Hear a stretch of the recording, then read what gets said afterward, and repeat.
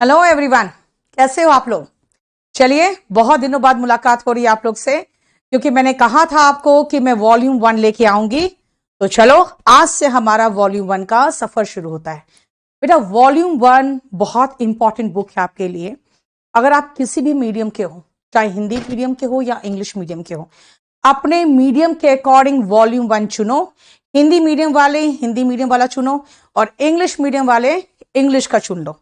Hindi medium वालों को सब कुछ एक्सप्लेनेशन हिंदी में मिल जाएगा, और वोकैबुलरी हिंदी इंग्लिश दोनों में मिल जाएगा। इंग्लिश मीडियम वाले याद रखना आप कि आपको कंप्लीट इंग्लिश में पढ़ना है, तो आपको इंग्लिश मीडियम में लेना पड़ेगा। अपनी किताब खोल के सामने बैठ जाओ, क्योंकि मैं कुछ लिखवाऊंगी तो आपको उसमें इंक्लूड करना पड़ेगा, कुछ आपको एडिट करवाऊंगी उसमें इंक्लूड करना पड़ेगा। ठीक है, जरा मेरा वॉल्यूम 1 बुक दीजिए। बेटा, कुछ लोग मुझसे पूछ रहे थे कि मैम आप जो पढ़ा रहे हो वॉल्यूम 1 और क्लास नोट्स में क्या डिफरेंस है। बेटा देखो, वॉल्यूम 1 जैसे है, मैं आपको बताती हूं। वॉल्यूम 1 पूरा अगर मैं कंप्लीट बताऊं आपको, ग्रामर का पोर्शन बेटा, तो जैसे वॉल्यूम 1 खत्म हो रहा है, एक मिनट, 271 पेजेस में, और 276 मान के चलो बेटा, 280 पेज में आपका ग्रामर का पोर्शन कंप्लीट हो रहा है। सेम चीज अगर कहोगे तो आपको वही ग्रामर, सिर्फ उतना ही ग्रामर, 512 पेज, वो भी बहुत अच्छे से ठूस के भरा गया है, तो क्लास नोट्स में खत्म हो रहा है। तो बेटा याद रखना कि आपको ये अंडरस्टैंड करना पड़ेगा, दोनों के बीच में डिफरेंस है। क्योंकि हम जो अब क्लास में पढ़ा रहे हैं, तो वॉल्यूम 1 जो पढ़े हुए बच्चे, उनको यही कहती हूं मैं कि बेटा अब आप सिर्फ उससे प्रैक्टिस करो, वो कैप करो, क्योंकि उससे ज्यादा ग्रामर में पढ़ा चुकी हूं आपको बाकी में। बेटा पहला चैप्टर इसका है वर्ब, और वर्ब चैप्टर देखोगे आप तो फर्स्ट चैप्टर आपका वॉल्यूम 1 में। कुछ लोग ऑफलाइन की बात कर रहे हैं। बेटा मेरा 9 फेब को 8 से 12:30 बैच आ रहा है, जिसमें मैं हूं, पुष्पेंद्र सर है, अजय राणा सर है, और रीजनिंग में मोहित क्वात्रा सर है। बाकी जीएस में मोर और लेस हमारे पूरे ऑफलाइन की जो टीम थी, जो लॉकडाउन में सब अंदर घर में घुसे हुए थे, सब वापस आ चुके हैं। तो आपको जीएस में भी बहुत बढ़िया टीम मिल जाएगा। बेटा मैं इसको पेज वाइज चलूंगी। अब आप कहोगे मैडम वो करा दो, ये करा दो, तो वो मैं नहीं कराऊंगी, मैं आपको बिल्कुल पेज वाइज चलूंगी। और आज से जो ये मैं शुरू करने जा रही हूं बेटा, आपको वीक में 3 डेज मिलेगा, क्योंकि मैं नेक्स्ट वीक से तो फ्राइडे सैटरडे पटना में रहूंगी। पटना में मेरा जो बैच है वो 12 तारीख को आ रहा है, तो इसीलिए नेक्स्ट वीक से मेरा क्लास मंडे ट्यूसडे वेंसडे यहां होगा, और बाकी फ्राइडे सैटरडे मैं नहीं रहूंगी। थर्सडे को शायद मैं जल्दी निकल जाऊंगी, तो इसीलिए थर्सडे को शाम का क्लास खत्म करके मैं यूट्यूब क्लास नहीं ले पाऊंगी। ठीक है, चलिए जल्दी आ जाओ। और मुखर्जी नगर हम 6-7 तारीख के लगभग से, 6 तारीख के लगभग से सारे ऑफिस खुल जाएंगे। अभी बेटा आप लोगों को कोई इंक्वायरी करना हो तो पुलिस स्टेशन के सामने जो हमारा है वहां पे जाके करोगे। और आपको एक इंफॉर्मेशन और दे दूं बेटा, आज का जो क्लास है, आज का क्लास का मैं गारंटी नहीं ले सकती हूं कि उन लोग क्या करने वाले हैं केडी लाइव वाले, लेकिन बेटा अब ये बैचेस ये जो क्लास चलेगा लाइव कर लो, क्योंकि उसके बाद वो हाइड हो जाएगा। सुनिए बेटा, वर्ब कहते हैं ना, हिंदी में अगर कोई वर्ड को देखोगे तो वर्ब का मतलब होता है क्या, तो क्रिया। लेकिन बेटा वर्ब का मतलब सिर्फ क्रिया नहीं होता, वर्ब का मतलब अवस्था भी होता है। मतलब जैसे मैं आ रही हूं, मैं जाती हूं, मैं खाती हूं, मैं पढ़ाती हूं, आप मुझे एक्शन में देख सकते हो। लेकिन अगर मैं कहूं मैं टीचर हूं, तो क्या देख सकते हो? मैं आपको जानती हूं, क्या ये एक्शन को देख सकते हो? बोलोगे नहीं, मैं एक टीचर हूं, है ना, मुझे तुम पसंद हो, क्या ये कोई एक्शन जो देख सकते हो? इसलिए याद रखना, वर्ब क्या है? एक्शन वर्ड तो है, डूइंग वर्ड तो है, लेकिन बेटा स्टेट वर्ड भी है। इसलिए रिमेंबर, वर्ब को, क्योंकि हम क्रिया की जब बात करते हैं, हिंदी के अकॉर्डिंग की बात करते हैं, तो हम किसी भी डूइंग वर्ड को हम क्या कह देते हैं? डूइंग वर्ड क्या है? वो है वर्ब। तो आप हम ये भी कह सकते हैं कि बेटा डूइंग वर्ड के साथ हम अगर स्टेट वर्ड भी लगा दे, यानी जो स्टेट डिनोट करता है, डूइंग या स्टेट जो वर्ड है ना, अगर मैं दोनों की बात कर दूं तो दोनों क्या है, दोनों ही वर्ब है। यानी कोई आप एक्शन बताता है तो कोई स्टेट यानी अवस्था बताता है। क्लियर? नाउ रिमेंबर, जब आप वर्ब की बात करते हो, जो लोग मुझसे पढ़ चुके हैं मेरे ऑनलाइन बैच में, आपको पता होगा मैंने वर्ब में transitive, intransitive, finite, non finite सब कुछ कराया है। लेकिन बेटा ये जो वॉल्यूम 1 है वो बिल्कुल आपको आधार बनाने वाला बुक है। तो आधार बनाने वाला जो बुक है, इसीलिए इसको बहुत कॉम्प्लिकेटेड करके नहीं बताया मैंने सिर्फ कहा है बेटा अभी फिलहाल आपके पास दो चीजें, एक हेल्पिंग वर्ब ले लो और एक को आप मेन वर्ब बता दो। यानी वर्ब को हमने सीधा सीधा फाइनाइट, जो आपके बाकी सारे जितने हैं ना, transitive, intransitive, finite, non finite, linking verb, ये सब छोड़ दिया है मैंने अभी, स्टेटिव वर्ब ये सब छोड़ दिया है। सिर्फ कह रही हूं मैं क्या, वर्ब को फिलहाल अभी दो कैटेगरी में डिवाइड करो, helping verb, main verb. Helping verb भाई हेल्पिंग काम करता है, सपोर्ट करता है, यानी वो सपोर्टिंग एक्टर का काम करता है, वो सिर्फ हेल्प करेगा। किसको भाई, मेन हीरो को हेल्प करता है। मैंने कहा था टेंस पढ़ाते वक्त आप लोग को एक बार कि भाई जैसे हेल्पिंग वर्ब, सपोर्टिंग एक्टर, देखोगे चाहे हीरो का मारपीट के में साथ देना हो या लड़की भगाने में साथ देना हो, वो सपोर्ट ही करता है सिर्फ मेन हीरो का। इसीलिए मेन हीरो कौन होता है, वो मेन वर्ब होता है। मेन वर्ब एक वाक्य में मेन एक्टर का काम करता है। क्या है मतलब बेटा, एक मेन वर्ब के बिना सेंटेंस बन ही नहीं सकता। एक मेन, बेटा मैं सब कुछ कराऊंगी, इसके क्वेश्चंस भी कराऊंगी और मैं सीरियली चलूंगी बेटा, सीरियली चलूंगी, मुझे इसमें मत हड़बड़ाना, ठीक है। सबसे पहले यार तुम लोगों ने गुरु दक्षिणा दी, हाँ मुंह उठा के पढ़ने चले आए, जरा बताओ। मैंने एक बार एक ग्रुप में कहा था कि बेटा मेरा जो है ना मेहनत का पैसा कोई भी मारता है तो वो बहुत बुरी तरह से पे करता है, इसीलिए तुम लोग मेरे मेहनत का पैसा नहीं मारना। क्या करना है, इमीडिएटली सब्सक्राइब करो केडी कैंपस, जो केडी लाइव चैनल है बेटा 1 मिलियन होने जा रहा है। सिर्फ ये मेरे ये जो लॉकडाउन का मेहनत का फल है, 1 मिलियन होने जा रहा है आपकी तरफ से। आपको देखे होंगे वो अभी भी हिडन है ना, मैंने सोचा 1 मिलियन हो जाए तो खोल दूंगी, उसके बाद उसको ओपन कर दूंगी। इसे जल्दी से फटाफट 1 मिलियन करो उसको और जल्दी से सब्सक्राइब कर दो, ठीक है। इसलिए मैंने कहा गुरु दक्षिणा पहले पे कर दो। Now see, main verb main hero का काम करता है। क्या मेन हीरो के बिना एक फिल्म बनेगा? कहोगे नहीं, नहीं बन सकता। तो क्या करें? इसका मतलब है कि आप ऐसे फ्रेज बना सकते हो मेन वर्ब के बिना, आप ऐसे कुछ 2-3 वर्ड्स का समूह बना सकते हो, लेकिन वो मीनिंग तो देगा लेकिन वाक्य नहीं होगा। यानी बिना मेन वर्ब के एक वाक्य नहीं बनता। इसका मतलब मेन वर्ब के अंतर्गत हम जो पढ़ते हैं बेटा, वो एक वाक्य मुख्य क्रिया का स्थान लेता है। It takes the position of the main action or the main state in a sentence. And what is helping verb? Helping verb अपने नाम से बताता है भैया मैं तो सिर्फ हेल्प करूंगा, मैं आपको हेल्प करूंगा, इसके अलावा कुछ नहीं।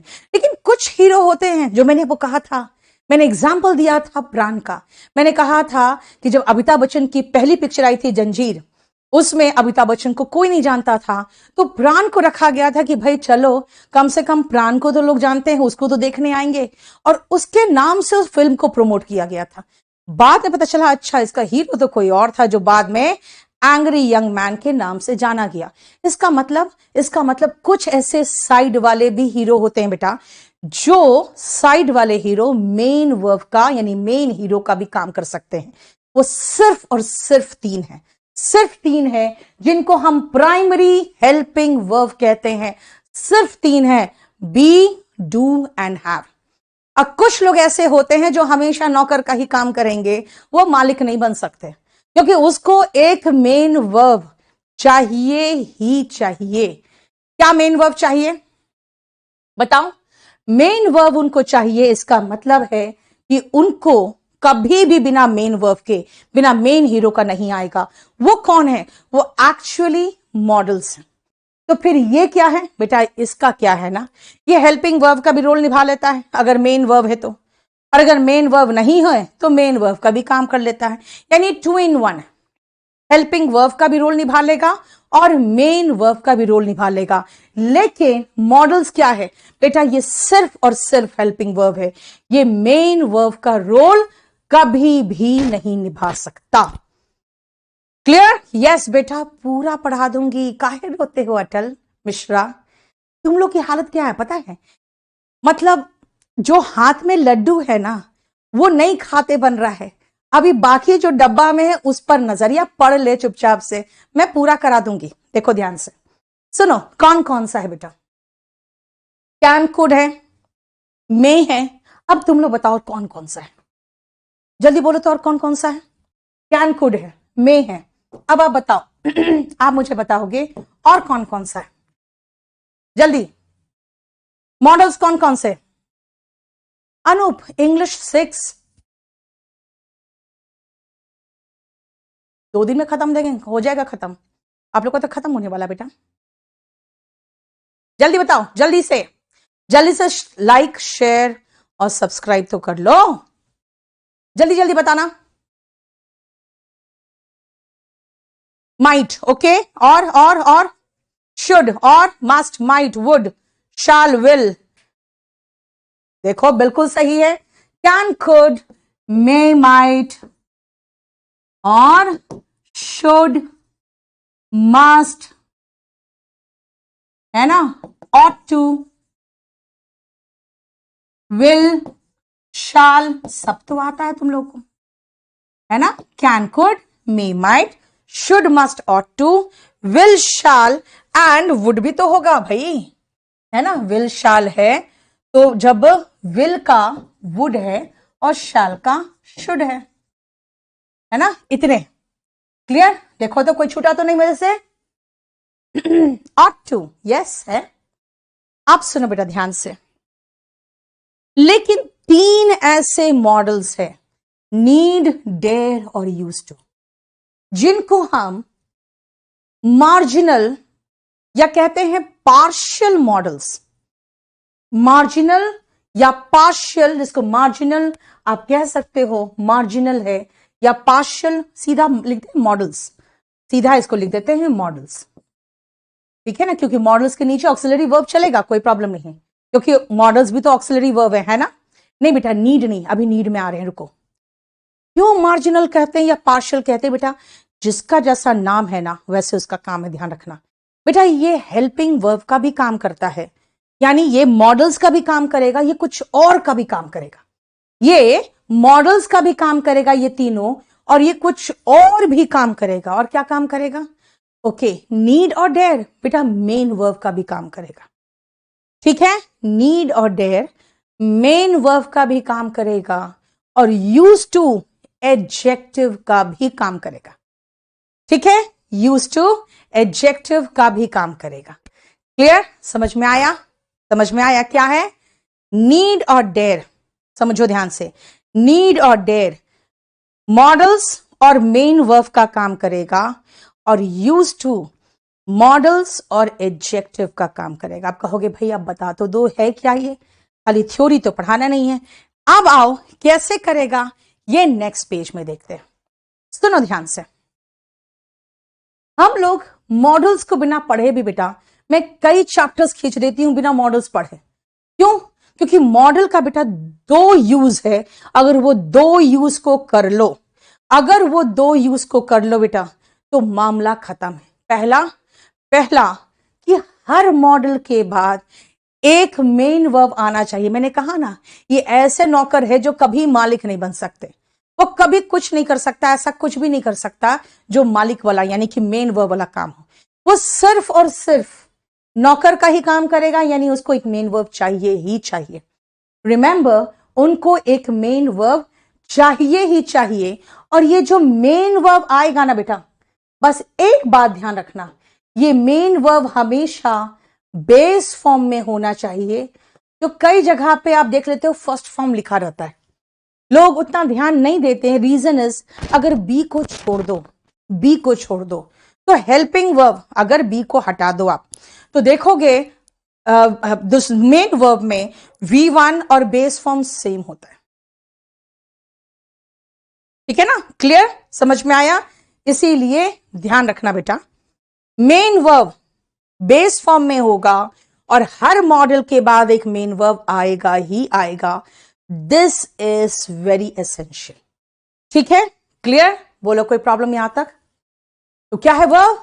Verb is doing word, verb is state word. ठीक है, क्या है ये, कैसे, कितने प्रकार के होते हैं? Helping verb, main verb. Main verb भाई मेन क्रिया का काम करता है, जो मेन एक्शन होगा। हेल्पिंग वर्ब क्या होगा? वो हेल्प करेगा, खाली हेल्प करेगा नहीं। एक तरह के हेल्पिंग वर्ब होते हैं जिनको हम प्राइमरी हेल्पिंग वर्ब कहते हैं, जिसमें डू, बी और हैव आता है। वो हेल्प भी करता है और मेन वर्ब का भी काम करता है। और दूसरा है आपका मॉडल्स, जो सिर्फ हेल्पिंग वर्ब का काम करता है, उसे मेन वर्ब भी चाहिए और मेन वर्ब हमेशा बेस फॉर्म में होना चाहिए। बताइए, बोलो, किसी तरह कोई क्वेश्चन है तो। बेटा मैं कितना टाइम लेती हूं बैच खत्म करने का या ये कोर्स खत्म करने का, बेटा मुझे नहीं पता। मुझे कई बार बच्चे पूछते हैं मैम कितना टाइम लगेगा, मैं कहती हूँ बस 6 से 7 महीना लेके आओ मेरे पास फिर क्या ही इंग्लिश पढ़ने की जरूरत नहीं पड़ती। ठीक है, अब ये बुक मेरे कोर्स का मैं कह सकती हूँ आधा से भी कम है, लेकिन इसमें वो कैब भी है, तो मान के चलो 3 महीने लग जाते हैं। ठीक है, चलो नेक्स्ट आओ, ध्यान से देखो, आपको खुद पता चलेगा कि मैं क्या कहना चाहती हूं। देखो, I am use to sleeping late at night. अब ये क्या हुआ, आप ध्यान से सुनना, लास्ट पेज में एक चीज ध्यान से देखना। मैंने कहा हर मॉडल के बाद मेन वर्ब बेस फॉर्म में आता है, लेकिन नीड और डेयर ऐसे मार्जिनल वर्ब्स है, ऐसे मार्जिनल हेल्पिंग वर्ब्स है कि इनका प्रयोग मेन वर्ब के रूप में भी हो सकता है, जो कि मैंने कहा था नीड और डेयर, और एडजेक्टिव के रूप में जैसे यूज टू। यानी मॉडल तो है ही क्या, मैंने क्या कहा आपको, नीड और डेयर मॉडल तो है ही, और यूज टू मॉडल तो है ही, लेकिन ये मॉडल्स होने के अलावा और क्या है, तो भाई नीड और डेयर मेन वर्ब भी है। ठीक है, मेन वर्ब भी है और यूज टू एडजेक्टिव भी है। जरा देखते हैं कैसे मेन वर्ब और एडजेक्टिव कैसे है, जरा देखे तो, ध्यान से देखना, जरा एक बार रीड करो और मुझसे बताओ। इंपरेटिव सेंटेंस बेटा जो आदेश, निवेदन, सजेशन वाले होते हैं, वर्ब के बेस फॉर्म से शुरू होते हैं। दिनेश चल ध्यान से देखना बेटा, I am use to sleeping late at night. मैं क्या बोलना चाह रही हूं, मैं देर से सोने की आदी हूं, मैं आदी हूं, तो मैं हूं, आई एम, आदि तो यूज टू। बेटा एक चीज याद रखना, अगर आप इज एम आर यूज करते हो ना, तो या तो हेल्पिंग वर्ब होता है या तो मेन वर्ब होता है। क्या कहा, या तो वो हेल्पिंग वर्ब होगा या तो वो मेन वर्ब होगा। लेकिन बेटा खुद सोचो, अगर वो हेल्पिंग वर्ब है, अगर वो हेल्पिंग वर्ब है तो मेन वर्ब आईएनजी फॉर्म में आना चाहिए। फिर यहां पे थर्ड फॉर्म दिख रहा है, ओके हो सकता है पैसिव वॉइस हो, बेटा पैसिव वॉइस भी नहीं है। क्यों? क्योंकि पैसिव वॉइस होता ना तो जो आगे बैठा हुआ है उस पर काम होता, वो आदि होता, ये बात नहीं होती। इसका मतलब ये कुछ और है, ये या तो V1 ING होता या तो यहां कोई वर्ब ही नहीं होता, सिंपल प्रेजेंट टेंस का अगर लेते तो क्या है ये, ध्यान से सुनना बेटा। यहां पे अगर मैं बात करूं, सॉरी यहां पे मेन वर्ब है, ठीक है, तो एम यहां पे मेन वर्ब है और ये जो यूज टू है ना वो एडजेक्टिव है। ये जो यूज टू है वो क्या है बेटा, वो एडजेक्टिव है। और एडजेक्टिव क्या में खत्म हो रहा है बेटा, किसी प्रेपोजिशन में। ओके, इसका मतलब है यूज टू में, देखो यूज का मतलब कुछ और है, टू का मतलब कुछ और है, दोनों मिलके कुछ और मीनिंग दे रहा है, कुछ और मीनिंग दे रहा है। तो याद रखना ये टू जो है ना बेटा ये प्रेपोजिशन है, प्रेपोजिशन किसी वर्ब के साथ लग जाता है ना तो वो कुछ और मीनिंग देने लगता है कई बार, और उसको हम फ्रेजल वर्ब में पढ़ते हैं। ठीक है, समझ में आया? उसको हम क्या में पढ़ते हैं? उसको हम फ्रेजल वर्ब में पढ़ते हैं। अब बेटा इसका मीनिंग कुछ और निकल जाता है। जैसे कोई एक एग्जांपल बताएं। लुक इनटू, लुक मतलब देखना, इनटू मतलब कुछ अंदर जाना। तो लुक इनटू का मतलब क्या होगा भाई? अंदर देखना नहीं। लुक इनटू का मतलब होता है जांच पड़ताल करना। इसका मतलब वर्ब का मीनिंग भी नहीं निकल रहा है, यूज का मीनिंग होता है इस्तेमाल करना, और टू का मतलब तो प्रेपोजिशन है। लेकिन यूज टू का मतलब यहां क्या निकलता है? यूज टू का मतलब यहां निकलता है टू बिकम हैबिचुअल, आदी होना। याद रखना बेटा, ये बहुत इंपॉर्टेंट पॉइंट है, बहुत ही इंपॉर्टेंट पॉइंट है। हम जब टू लगाते हैं ना तो हम लोग सारे बचपन से एक चीज पढ़े होते हैं, टू के बाद क्या आता है? वर्ब का बेस फॉर्म। टू के बाद क्या आता है? वर्ब का बेस फॉर्म। कैसे? I want to go. बेटा टू अगर प्रेपोजिशन है तो ध्यान रखना, हर प्रेपोजिशन के बाद अगर वर्ब आया तो बताओ किस फॉर्म में आया? एक एक चीज बताऊंगी, पहले बताओ, अगर प्रेपोजिशन के बाद वर्ब आया तो किस फॉर्म में होगा? जल्दी बताओ। Yes, to become habitual. Yes, अगर प्रेपोजिशन के बाद वर्ब आया तो किस फॉर्म में होगा? जल्दी बताओ। यस, वॉल्यूम 1 की फर्स्ट क्लास है हर्षित। अगर प्रेपोजिशन के बाद, very good Archana, very good Sajat, Rahul, very good, बहुत अच्छा। और ये मैं चाहती हूं आप लोग मुझे बताओगे, ठीक है ना? सुनो, मैंने कहा अगर प्रेपोजिशन के बाद वर्ब आएगा तो किस फॉर्म में आएगा? आईएनजी फॉर्म में आता है बेटा। प्रेपोजिशन है ये, टू होने के बावजूद भी देखो स्लीपिंग आया है ना। हर प्रेपोजिशन के बाद वर्ब आईएनजी फॉर्म में आता है बेटा, और ये बहुत इंपॉर्टेंट क्वेश्चन है।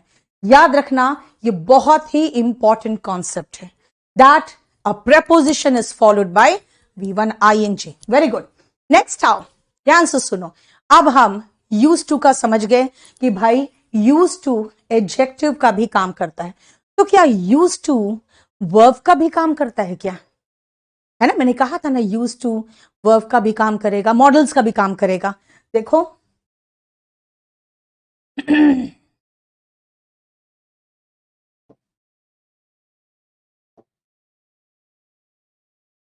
आपने बुक निकाले हो ना आप लोग? बेटा लिख लो, क्योंकि हम एडजेक्टिव बता रहे हैं तो मैं आपको यूज टू मॉडल्स का भी बता दूं। I use to sleep late at night. चलो एट नाइट लगाना चाहते हो लगाओ, नहीं तो लेट लगा कर छोड़ दो। आई यूज टू स्लीप लेट। देखो यूज टू बेटा, यहां पे यूज टू क्या है? ये यूज टू यहां पे मॉडल है, और हर मॉडल के बाद वर्ब बेस फॉर्म में आता है। हो गया? देखो, यानी जो कहा था मैंने बिल्कुल सही कहा था ना कि यूज टू एडजेक्टिव भी है। कैसे पता एडजेक्टिव है बेटा? उसके आगे तो मेन वर्ब लगा है। और यूज टू कैसे कहा मॉडल है? क्योंकि हर मॉडल के बाद वर्ब बेस फॉर्म में आता है। देखो, देख रहे हो? क्लियर? इसका मतलब ये मॉडल और ये क्या एडजेक्टिव दोनों है। बुक रखे हो ना, निकाल के लिखते चले जाओ साथ ही साथ, ठीक है? क्लियर? और ये यूज टू क्या डिनोट कर रहा है बेटा? यहां पे use to habitual action denote कर रहा है। I am use to, I am बता रहा भाई प्रेजेंट की बात हो रही है, पास्ट में मत जा। मतलब मैं देर से सोने का आदी हूं। और ये क्या बोल रहा है? याद रखना बेटा, use to as a modal बेटा ये पास्ट हैबिट दर्शाता है। ये पास्ट हैबिट दर्शाता है। मतलब क्या बनाया? I use to sleep late at night का मतलब है कि मैं रात में देर से सोया करता था। यहां पे क्या है भाई, इसको वॉश कर दो ना तब पास्ट होगा। एम है तो इसका मतलब प्रेजेंट है, मैं रात में देर से सोने का आदी हूं। और ये बेटा हैबिट नहीं है, ये पास्ट हैबिट है, मतलब सोया करता। पास्ट हैबिट क्यों बोलूं मैं, पास्ट रूटीन बोलूंगी ना यार, पास्ट रूटीन बोलूंगी। पास्ट रूटीन दर्शाता है, not habit. Past routine, routine habit हो सकता है, हैबिट का स्पेलिंग गलत लिखे हो सुजल। पास्ट रूटीन, मैं रात में लेट से सोया करता था। देखो तो जरा, बताओ तो कोई प्रॉब्लम? क्लियर? इसलिए मैं कह रही हूं बुक लेके बैठो, क्योंकि आप पढ़ोगे मेरे से, समझोगे, और ये आधा क्लास खत्म होने के बाद, आधा बुक खत्म होने के बाद, ये आपके आगे जितने लोग वॉल्यूम 1 खरीदोगे उसमें QR कोड में यही रहेगा मेरा क्लास, ठीक है? चलो बेटा बी, इतने दिनों से कहा थी बेटा मेरा ऑफलाइन सेंटर भी खुलेगा ना, पटना गई, दिल्ली का सेंटर खोल रही हूं, है ना, उत्तम नगर का खुल गया, और मुखर्जी नगर 3-4 दिन के बाद आना, फर्स्ट क्लास ऑफिस बना के रखूंगी 3-4 दिन के बाद, ठीक है? संडे को पूजा होगा। चलो नेक्स्ट सुनो बेटा, I need you, I need you, subject verb object, subject I, need verb object you, main verb है। क्यों भैया, इसके अलावा तो कोई वर्ब ही नहीं है, तो मेन ही वर्ब तो होगा, ये सब्जेक्ट है, ये ऑब्जेक्ट है। फिर यहां पे तो यू नीड नॉट कम, ये क्या हो गया, नीड नॉट कम, खुद सोचो, नीड नॉट कम। अगर नॉट लगाते हैं तो कहां लगाते हैं बेटा, हेल्पिंग वर्ब के बाद लगाते हैं। तो नॉट के बाद क्या लगाते हैं, तो सीधा लिख दो ना मेन वर्ब, ये डायरेक्ट इन्फिनेटिव वगैरह लिखेंगे तो नहीं समझ में आएगा, ये मेन वर्ब लगा, नीड नॉट कम। इसका मतलब है कि सीधा हम नीड नॉट के बाद कम लगा रहे हैं कि तुम्हें कल आने की जरूरत नहीं है। अब खुद सोचो, नॉट किसके बाद आता है बेटा, याद रखना एक चीज, नॉट हेल्पिंग वर्ब के बाद आता है, नॉट हेल्पिंग वर्ब के बाद आता है। और फिर नॉट के बाद क्या आता है, तो भाई मेन वर्ब आता है ना, नॉट के बाद मेन वर्ब आता है, तो ये मेन वर्ब है। क्लियर? टुमारो हो गया। अब अगर ये हेल्पिंग वर्ब है तो भाई फिर ये क्या है, नॉट के पहले है, हाँ पहले, तो ये हेल्पिंग वर्ब है। तो फिर यहां पे नॉट, यहां पे नीड क्या है, बोले मैम नीड नहीं डेयर है, बेटा नीड लगाओ या डेयर लगाओ बात बराबर है। क्यों? दोनों सेम सिस्टम में चलता है, मीनिंग अलग है लेकिन सिस्टम सेम चलेगा। ध्यान से सुनना, she does not need to come home, सुनो ध्यान से, अगर कोई गुस्से में कहेगा उसे घर आने की जरूरत नहीं है तो क्या कहेगा, she does not need to come home, या दूसरा तरीका, she need not come home. दो तरीके से बोल सकता है ना। अब सुनो, नॉट के बाद क्या है भाई, मेन वर्ब। अब मेन वर्ब तो मेरा खत्म, तो फिर मुझे एक और वर्ब लगाना है, कम। कैसे लगाऊं, तो बेटा जनरली अगर आपको लगाना है सेकेंड वर्ब तो 2+ वर्ब का बेस फॉर्म में लगाओ, जिसको हम इन्फिनेटिव कहते हैं। मतलब नीड या डेयर हेल्पिंग वर्ब के रूप में इस्तेमाल कर रहे हो तो नॉट के पहले आया, नॉट के बाद आया तो वो मेन वर्ब के रूप में, और अगर वो नॉट के पहले आया तो बेटा हेल्पिंग वर्ब के रूप में आया। यानी डेयर, यहां पर डेयर, नॉट के पहले हेल्पिंग वर्ब, नॉट के बाद मेन वर्ब। देखो मेन वर्ब। बताओ कोई प्रॉब्लम? क्लियर? यस विवेक, कर लो। कमिंग क्यों, कमिंग कहां बेटा कमिंग है, कमिंग क्यों नहीं, the reason is her modal के बाद मेन वर्ब लगता है, वो बेस फॉर्म में लगता है, इसीलिए नीड नॉट के बाद बेटा कम होगा। नीड यहां पे हेल्पिंग वर्ब है, और हेल्पिंग वर्ब के रूप में वो क्या काम कर रहा है, वो मॉडल का काम कर रहा है, और हर मॉडल के बाद वर्ब का बेस फॉर्म होता है। तो डायरेक्ट इन्फिनेटिव का मतलब ही तो वही होता है बेटा, वर्ब का बेस फॉर्म। डायरेक्ट इन्फिनेटिव जिसको बेयर इन्फिनेटिव भी कहते हैं, उसको वर्ब का base form. I am coming to Delhi, most welcome. Mohammad Aman, most welcome. चलो, clear? I dare not enter, बेटा एंटर क्या है? अगेन वही वर्ब का बेस फॉर्म, जो मैं अभी कह रही हूं ना आपको बार बार कि हर मॉडल के बाद, बेटा मॉडल है तभी तो हेल्पिंग वर्ब है, हर मॉडल के बाद वर्ब का बेस फॉर्म आता है। ठीक है, क्लियर? देख लो बेटा, वॉल्यूम 1 ऑनलाइन अवेलेबल है, आपके बुक शॉप्स में अवेलेबल होगा। वॉल्यूम 1 बेटा बहुत प्रसिद्ध बुक है। ठीक है, चलिए शुरू करो। नहीं, बहुत अच्छा क्वेश्चन पूछा है एक लड़के ने, जो पूछा है नॉट टू कम। रुको रुको, मैं तुम्हें एक एग्जांपल देती हूं बेटा, मैं तुम्हें एक क्वेश्चन बताती हूं। मेरा एक स्टूडेंट इनकम टैक्स में बहुत अच्छे पोस्ट में चला गया, आप ना उसका नाम ले सकती हूँ ना पोस्ट ले सकती हूँ। ठीक है, उसने मुझे क्या कहा था? Ma'am, you need not to worry now. उसने मुझे कहा था you need not to worry now.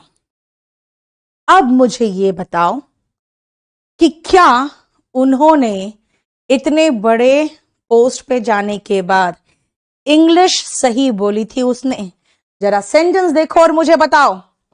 उसने मुझे कहा था ma'am you need not to worry now, क्या सही इंग्लिश बोला था? जल्दी बोलो। राजेश बेटी, मेरी नजर बहुत शार्प है, नजर सिर्फ एक लक्ष्य पे रहता है। कहां? आप लोगों पे। शायद आपको नहीं पता राजेश, मेरी नजर सिर्फ एक जगह पर रहती है, मेरे लक्ष्य पे। और आपको बताऊं? चलो अभी बताऊंगी नहीं, 3 दिन बाद दिखाऊंगी अपने फेसबुक पे, मुझे फेसबुक पे भी फॉलो कर लो। 3 दिन के बाद आपको मैं बताऊंगी कि मैंने अपने लक्ष्य को कैसे भेदा है। ठीक है, चलिए। नो, क्या था गलत बेटा? और अगर सही था तो क्या सही होगा? जल्दी बताओ तो, जल्दी बताओ तो। बेटा यहां आओगे सब हॉस्टल वगैरह सब मिल जाएगा, इलाहाबाद में बुक मिल जाएगा बेटा। जल्दी बताओ तो क्या बोलना चाहिए था उनको? Need not worry. Very good Prakash, very good. देखो क्या उन्होंने मुझे कहा, ma'am you need not to worry. बेटा नॉट के पहले नीड लगाया, यानी उन्होंने मॉडल लगाया, और हर मॉडल के बाद वर्ब बेस फॉर्म में होता है। ये गलत था। उन्होंने मॉडल के बाद सीधा इंफिनिटिव लगा दिया। भैया तुम्हारा मेन वर्ब कहां है? मॉडल के बाद मेन वर्ब लगाओगे, है ना, तब ना आगे कुछ आपको इंफिनिटिव लगाना लगा लो। यू नीड नॉट वरी होगा। The reason is her modal के बाद वर्ब का बेस फॉर्म होता है। लेकिन बेटा नीड और डेड बहुत ही कचड़ा टाइप का चीज है, इसीलिए उसको मैं डिटेल में बताऊंगी। रुको, ये लो, ये केडी लाइव वाले भी नहीं सुधर रहे हैं बेटा, मेरा ऑफलाइन भी खुल रहा है, समझा करो। लेकिन इन लोगों ने देखो 15 फरवरी से एक नया बैच एकदम अनाउंस करके है, बैच नंबर 14 शाम को 5 से 7 है, मंडे वेंसडे फ्राइडे। इसका मतलब जानते हो क्या है? इसका मतलब है कि फ्राइडे जब मैं पटना रहूंगी ना, तो वहां पर भी इन लोग एक स्मार्ट बोर्ड लगा के स्टूडियो बना के वहां से मुझे वहां भी खदेड़ेगा। यस, मैं समझ गई। चलो अब आइए कि नेक्स्ट पॉइंट पे। अब बहुत आसान है क्योंकि मैंने इसको बहुत डिटेल में पहले एक्सप्लेन कर दिया। ध्यान से सुनना बेटा, मॉडल ऑक्सिलरी वर्ब का प्रयोग मेन वर्ब के रूप में नहीं होता। मैं बता चुकी हूं, अभी बता चुकी थी मैं कि वो सिर्फ नौकर का काम करता है, मालिक का काम नहीं करता, है ना। तो इसका मतलब है उसे एक मेन वर्ब चाहिए ही चाहिए। दूसरा है कि मॉडल ऑक्सिलरी वर्ब्स का बेटा V1, V2, V3, V1 ING ये सब फॉर्म्स नहीं होते, है ना, ये सब फॉर्म्स नहीं होते, यानी वो पर्सन के अकॉर्डिंग चेंज नहीं होता। I can do, you can do, he can do, he cans तो नहीं बता रहे। I do, you do, he does, अब डस हो रहा है, लेकिन कैन का कैंस नहीं बताया। इसीलिए मॉडल्स को नॉन फाइनाइट वर्ब भी कहते हैं, क्योंकि वो पर्सन पे डिपेंड नहीं करता, वो टेंस पे भी डिपेंड नहीं करता, कुछ हद तक डिपेंड करता है, लेकिन वो मैक्सिमम मैं कह सकती हूं, इसलिए नॉन फाइनाइट वर्ब कहते हैं क्योंकि वो पर्सन पे डिपेंड ही नहीं करता। यानी इनके ये फॉर्म्स नहीं होते। आप कहोगे मैम है तो कैन का कुड है, बेटा कैन का एक जगह पे कुड है, लेकिन कुड के अपने डिफरेंट यूजेस है, ठीक है, कुड के अपने डिफरेंट यूजेस है और कैन के भी अपने डिफरेंट यूजेस है। समझ में आया? क्लियर? नेक्स्ट आओ, शी कैन हेल्प। बेटा यहां पे वर्ब का बेस फॉर्म लिख दो तो बेटर होगा, क्योंकि हम लोग वर्ब का बेस फॉर्म मॉडल के बाद लगाते हैं। जनरली उसको फर्स्ट फॉर्म लोग बोल देते हैं, इसीलिए V1 लगा हुआ है, और ये मैंने आपको ऑलरेडी बता दिया है, ठीक है। अब आओ ध्यान से कि ऑट और यूज के बाद जो ये इन्फिनिटिव लगता है बेटा, उसको आप खुद ऐसे सोच सकते हो कि भाई ये जो ऑट टू है ना और यूज टू है, हम इसको क्यों ना सीधा कह दे कि भाई ये मॉडल्स है, ऑट टू मॉडल है, यूज टू मॉडल है, और क्योंकि हर टू के बाद वर्ब का बेस फॉर्म लगता है और हर मॉडल के बाद वर्ब का बेस फॉर्म लगता है, हर टू के बाद वर्ब का बेस फॉर्म लगता है, हर मॉडल के बाद वर्ब का बेस फॉर्म लगता है, तो दोनों हिसाब से भी देख ले तो भी वर्ब का बेस फॉर्म होगा यार, ये तो भी तो वर्ब का बेस फॉर्म होगा।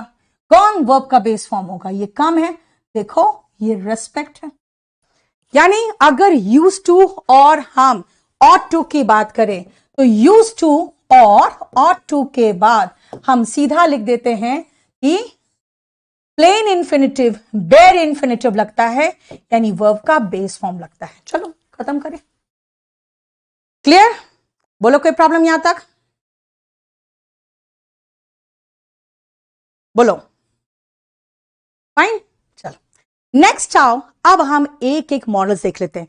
और जानते हो बेटा ये क्लास आपके लिए बहुत इंपॉर्टेंट इसलिए हो जाता है क्योंकि हम मॉडल्स बहुत बाद में पढ़ाते हैं क्लास में, और आप लोग मुझे लगता है पहली बार मेरे से मॉडल्स पढ़ रहे हो यूट्यूब पे, इसीलिए इसको ढंग से पढ़ लो, ठीक है। सुनो ध्यान से, हम आते हैं मॉडल ऑक्सिलरी वर्ब्स में।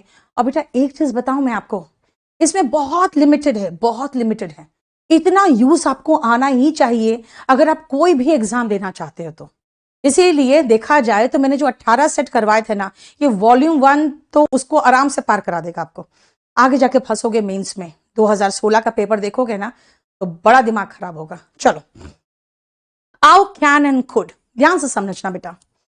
कैन का प्रयोग बेटा शक्ति, योग्यता, आपकी क्षमता यानी पावर, एबिलिटी और कैपेसिटी को अभिव्यक्त करता है। और ये कैन का जो पास्ट टेंस है कुड, तो अगर मैं पावर की बात करूं तो वो पास्ट के पावर को व्यक्त करेगा। एबिलिटी कैपेसिटी की बात करूं तो पास्ट की एबिलिटी और पास्ट की कैपेबिलिटी को व्यक्त करेगा, ठीक है। For example he can lift the box, ये प्रेजेंट की एबिलिटी बता रहा है। He can lift the box, present की एबिलिटी है। And I could not come yesterday, ये मेरी पास्ट की क्षमता थी, मैं नहीं आ पाई, है ना। पास्ट नॉन परफॉर्मेंस है मेरा, क्या है? मैं नहीं आ पाई, पास्ट नॉन परफॉर्मेंस। बताओ कोई प्रॉब्लम है? प्रेजेंट की एबिलिटी एंड पास्ट का नॉन परफॉर्मेंस, देख लो ध्यान से बेटा, कोई प्रॉब्लम नहीं है।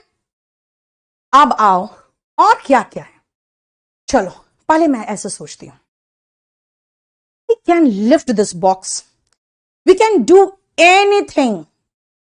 I can come first in the class. I can pass the exam. ठीक है, लेकिन अगर मैं कहूं I cannot come today, तो मैं एबिलिटी नहीं इनएबिलिटी दर्शा रही, एबिलिटी नहीं इनएबिलिटी दर्शा रही हूं। लेकिन अगर मैं ये कहूं यू कैन गो नाउ, काम कर रहे थे, शाम को 5 बज गए, मैं कहूंगी you can go home now, है ना। ये क्या है? एक तरह से इनफॉर्मल तरीके से किसी को परमिशन देना होना, ये मैं आपकी क्षमता थोड़ी बता रही हूं। आपसे मैंने क्या कहा? You can go home now, इसका मतलब मैं आपकी क्षमता नहीं बता रही हूं, मैं आपको परमिशन दे रही हूं। सो परमिशन देने की बात होती है तो क्या लगता है ना, you can not enter this room, you can not enter this room. बेटा आपकी क्षमता को मैं नहीं चैलेंज कर रही हूं कि तुम बिल्कुल अपने भुजाओं को फ्लेक्स कर कहोगे अरे मैं कर सकता हूं, नहीं, मैं आपकी को परमिशन नहीं दे रही हूं। तो मैं क्या कहूंगी, you can not enter this room. बेटा कैन नॉट का शॉर्ट फॉर्म क्या है, कांट, CAN, एक ही एन, ठीक है। तीसरा, कैन आई हेल्प यू, मैं एबिलिटी थोड़ी बोल रही हूं, मैं अपना सर्विस ऑफर करना चाह रही हूं और आपसे परमिशन मांग रही हूं।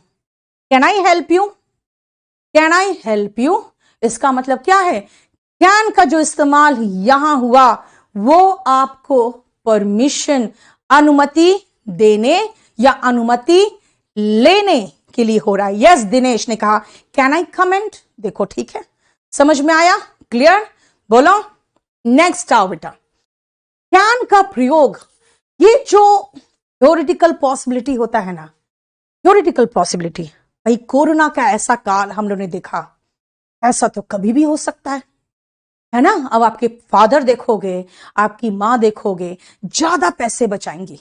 क्यों पैसे बचाएंगे, जब ऑटो सेक्टर में रिसेशन आया, ठीक है, तो लोगों ने कहा यार ऑटो सेक्टर में रिसेशन है, ऐसे करना चाहिए, सरकार को ऐसे करना चाहिए।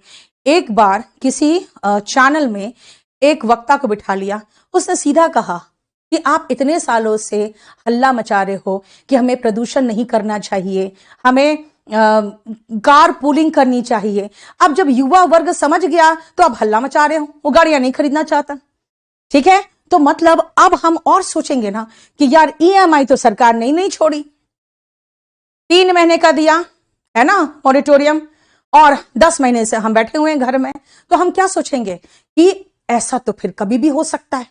अब एक बात बताओ, अभी कहोगे मैम हो तो सकता है, लेकिन क्या ऐसी चीजें एक थ्योरेटिकल पॉसिबिलिटी नहीं है कि भाई ऐसा बायोलॉजिकल वेपन, ये बायोलॉजिकल टेररिज्म तो कभी भी हो सकता है, तो हो सकता है।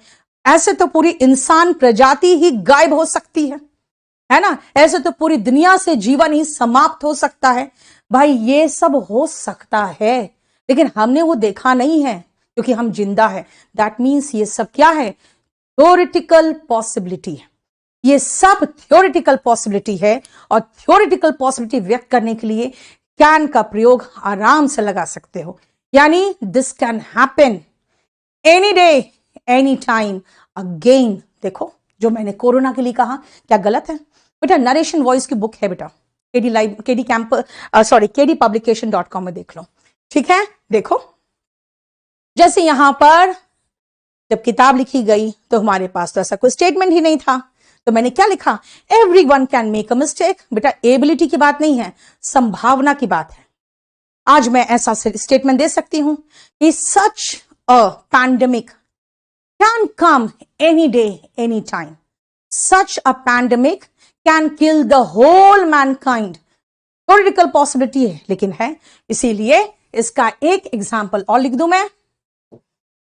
अरे यार ये तो मेरा बुक ही इंप्रूव कर जाएगा, और इंप्रूव कर जाएगा ये तो, हाँ। Such a pandemic can finish life, है ना, can kill the whole mankind भी कह सकते थे, ठीक है ना, can finish life from this earth, from the earth, है ना। देखो क्लियर बेटा, बुक आपकी जो है ना, आप दिल्ली बॉर्डर क्रॉस कर गई, 2 दिन से दिल्ली बॉर्डर में बहुत बुरी तरह से फंसी हुई थी बेटा। अब मुझे लगता है ये पहुंच जाएगी आपके पास 3 से 4 दिन तक, आपके जो क्लास नोट्स है, ठीक है बेटा। स्पोकन 9 तारीख को शुरू हो रहा है, शाम को 3:30 बजे। चलिए नेक्स्ट आओ, कुड का प्रयोग क्या होता है, ध्यान से देखो, रिमोट पॉसिबिलिटी के लिए।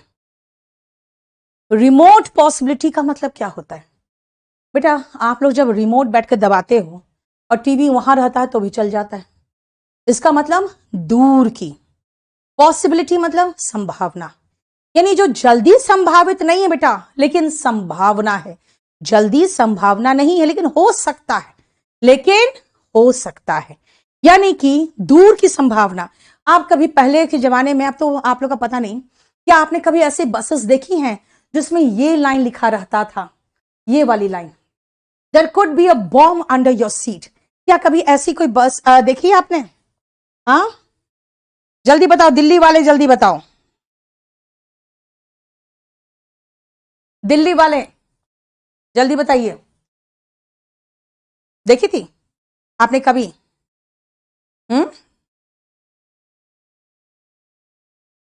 यस, बहुत कम पॉसिबिलिटी। यस, जल्दी बताओ, कभी देखी थी आपने?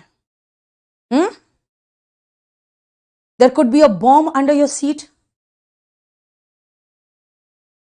यस, पारुल ने कहा यस, नो, यस। चलो, मैंने भी देखी है दिल्ली में। यहां पे जो बसेस होती थी पहले, ब्लू लाइन हो या डीटीसी बस हो, उसमें जब आप बैठते थे सीट में ना, तो लिखा रहता था there could be a bomb under your seat, यानी झांक के देख लो कहीं कोई बॉम्ब तो नहीं है, समझे? तो क्या उछल के हम लोग भागते थे बस से उतर के, दौड़ गए? नहीं भाई, बम हो सकता है, नहीं ना। क्यों? क्योंकि ये बताना चाहता है हो सकता है, संभावना कम है लेकिन है, हो सकता है। अगर हुआ तो इतने छोटे छोटे छोटे छोटे टुकड़े मिलेंगे तुम्हारे, है ना, उसको सिला भी नहीं जा सकता। इसलिए फटाफट चेक कर लो अपने सीट के नीचे। एक बार ऐसे ही एक यूपीएससी का स्टूडेंट लेके आया मेरे पास द हिंदू। उस दिन पहली बार एहसास हुआ कि देखो पेपर, न्यूज़पेपर कितना बढ़िया से उन लोग वो न्यूज को लिख देता है जो उनको कहीं और से खबर मिला है, लेकिन उनके पास कोई उसका ऑथेंटिक स्रोत नहीं होता। वो नहीं कह सकते हैं the news straight from the horse mouth. From the horse mouth का मतलब होता है रिलायबल, वो नहीं कह सकते। वो आया, कहा मैम लिखा हुआ है सद्दाम कुड बी हैंग्ड, और आपने तो पढ़ाया है कि जो पास्ट की एबिलिटी है उसके लिए कुड आता है। I could not come yesterday, यहां तो सद्दाम कुड बी हैंग्ड लिखा है, सद्दाम का तो भी ट्रायल ही चल रहा है, तो ये कुड क्यों लिखा है? कुड का मतलब तो पास्ट की एबिलिटी है। नहीं बेटा, वो कुड उस समय फ्यूचर की पॉसिबिलिटी थी, क्योंकि सद्दाम पर ट्रायल चल रहा था। और हम लोग तो इंडिया के हिसाब से सोचते हैं ना 20 साल तो भी ट्रायल चलेगा, लेकिन आनन फानन में देखे आया क्या, हिंदू में लिखा हुआ सद्दाम कुड बी हैंग्ड, यानी कि ऐसा रिमोट पॉसिबिलिटी जो पता नहीं सही है कि नहीं है, हो भी सकता है नहीं भी, संभावना कम है लेकिन है। इसलिए न्यूज़पेपर रिपोर्टिंग में भी वो लोग लीगल लाइबिलिटी से बचने के लिए उन लोग कुड का प्रयोग करते हैं ताकि कोई चैलेंज ना कर पाए। वो तो कहेगा देखो हम तो बहुत रिमोट पॉसिबिलिटी बोले थे, और आपको कैसे मूर्ख बनाया जाता है। सुनो, you could win the Swift Dzire. अरे भैया, मॉल में जो स्विफ्ट रखा गया है ना, वो आप लोगों के सामने झुंझुना है ना, जैसे होता है ना केला लटकाते हैं तो बंदर ऐसे उछलते कूदते आ जाते हैं, तो आप भी उछल कूद के वहां पर जाके 150 रुपया बर्बाद करके आते हैं कोई ना कोई टिकट वगैरह खरीद के, और आपको कुछ नहीं मिलता, लेकिन वहां लिखा रहता है you could win this Swift Dzire, और आप खुश हो जाते हैं मैं जीत सकता हूं। बेटा, मैं जीत सकता हूं नहीं है, वो है कि शायद शायद जीत जा सकते हो, है ना। इसका मतलब रिमोट पॉसिबिलिटी। ठीक है, क्लियर बेटा? अंडर कंस्ट्रक्शन होता है। बोलो, और कुछ समझ में आया? वही तो कहा मैंने कि बेटा ये जो वर्ड है कुड, सरकार तो आपको बचाने के लिए इतना अच्छा काम कर रही है कि उन्होंने सीधा, आपको लगा हो सकता है, और सरकार ये छुपाना चाह रही है कि भाई मैं तो बहुत कम संभावना दर्शाना चाह रहा हूं, लेकिन जो मैंने आपको कहा you could win the Swift Dzire, आप खुश हो जाते हो, बेटा वो भी दूर की संभावना है। क्लियर? देखो ध्यान से।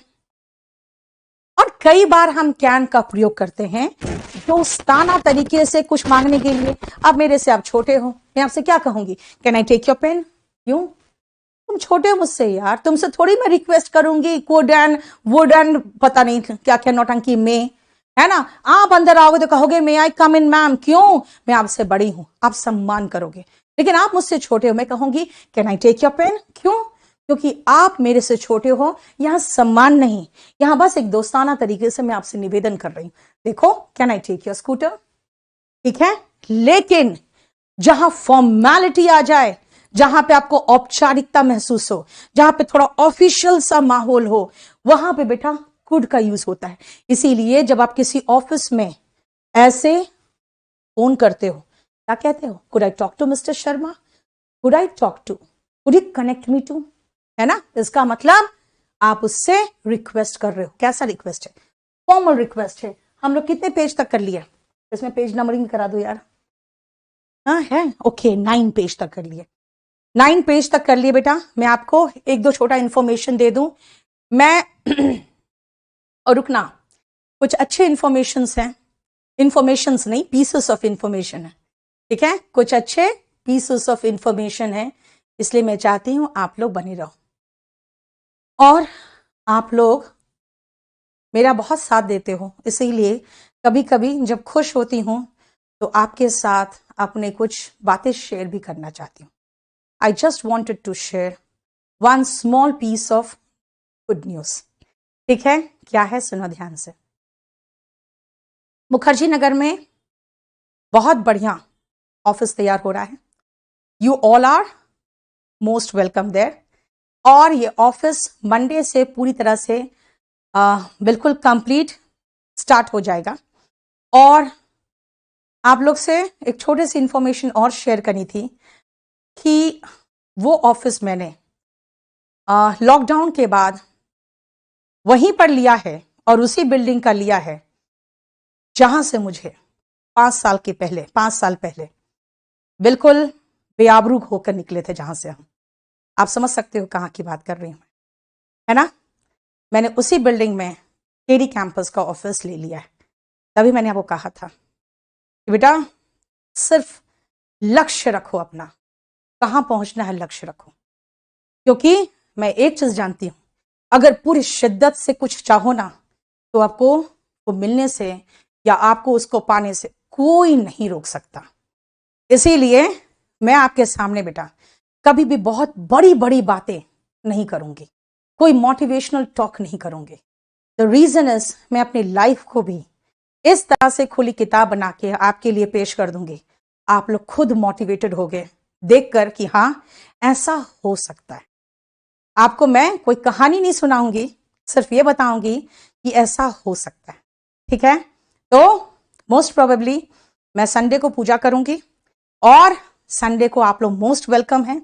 कहां पे, मुखर्जी नगर में मेरठ स्वीट्स के पास एक बिल्डिंग छोड़कर, ठीक है। वो पूरी बिल्डिंग जो कभी 1st, 2nd and 3rd floor मेरा ऑफिस हुआ करता था और जहां से बहुत बेआबरू होके हम निकले थे, वहां पे आप आइए, केडी कैंपस का हेड ऑफिस मिलेगा and I will be there on Sunday, you all are most welcome. उस दिन यहां पे मैं पूजा कर रही हूं, ठीक है। दूसरी बात, जितने पुराने बच्चे हैं बेटा, आप लोग जो 10 महीना इंतजार किए इंस्टीट्यूट के खुलने का, आप लोग भी मोस्ट वेलकम हो। आप लोग 9 तारीख को बेटा हमारा नया बैच है, लेकिन क्योंकि मैं अच्छे से जानती हूं आप लोग सब कुछ भूल भाल के बैठे होगे और 10 महीने में हमने भी अपने आप को बहुत इंप्रूव किया है, तो इसीलिए मैं आप लोग को भी 9 को आने का बिल्कुल इनविटेशन, और आप लोग को परमिशन की जरूरत नहीं है यार, अपने घर में आने के लिए आपको परमिशन की जरूरत नहीं है। आप आके एक बार क्लास कर लो, मिल लो। अगर आपको लगता है कि नहीं मैम हम आधा पढ़ चुके थे, आधा के बाद पढ़ेंगे, तो थोड़ा सा रुकना पड़ेगा, क्योंकि फिर मैं सेकेंड बैच में उन लोगों को लेकर फिर मैं नाउन से शुरू कर दूंगी, ठीक है। क्योंकि मैं क्लास में तो वर्ब से शुरू करती हूँ ना, तो फिर मैं उनमें नाउन से शुरू कर दूंगी, तब आ जाना, ठीक है। और कल कौन सा दिन है, कल वेंसडे है। कल इसी समय 9 से 10 मैं इसके आगे क्लास कराऊंगी, पेज नंबर 9 के बाद। चलो thank you so much. Boring road में पटना बेटा, पटना बोरिंग रोड में मेरा क्लास 12 तारीख को शुरू हो रहा है 1:30 से 4:30, ठीक है। फर्स्ट बैच है इसलिए 1:30 से 4:30 ले रही हूं मैं, ताकि मैं मॉर्निंग में फ्लाइट पकड़ूं तो 12:30 तक वहां पहुंच जाऊंगी। और फिर सेकेंड बैच बेटा मॉर्निंग में आएगा। अभी 1:30 से 4:30 वहां का बैच है 12 तारीख को। यहां पे 9 तारीख को सुबह 8 से 12:30 जिसमें मेरा क्लास चलेगा 11 से 12:30। ठीक है, और कोई क्वेश्चन बताओ? चलो, thank you so much, God bless you, और कल मिलते हैं सेम 9 बजे। चलो, थैंक यू।